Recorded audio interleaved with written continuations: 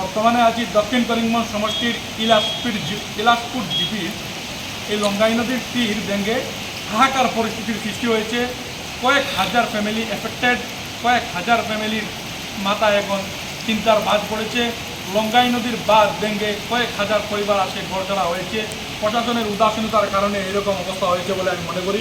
আপনারা লক্ষ্য করুন, একটা ব্রিজের নিচে বর্তমানে অজুরে বৃষ্টি পড়ছে, ব্রিজের নিচে দাঁড়িয়ে আছি, বৃষ্টি লাগছে না, কিন্তু এখানে কাজ করছেন, বস্তায় বালি পড়ে।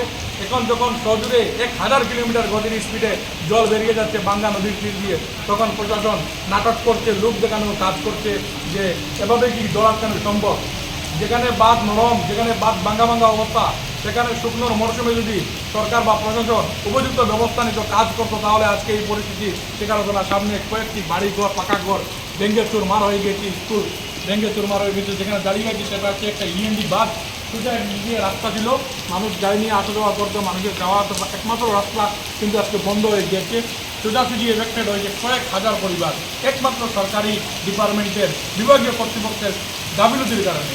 আজকে বাঙ্গার পর দেখুন কীভাবে নাটক চলছে। এখানে কয়েক হাজার কিলোমিটার স্পিডের গতিতে জল বেরিয়ে যাচ্ছে, লঙ্গাই নদীর বরাডুবি জল, আর এখানে একদম বালির বস্তা দিয়ে জল আটকানোর চেষ্টা চলছে। সেটা একদম নিজেকে মজাক করার কিছু নয়, হাস্যকর ব্যাপার। এভাবে জল আটকানো সম্ভব নয়, যা হওয়ার হয়ে গেছে।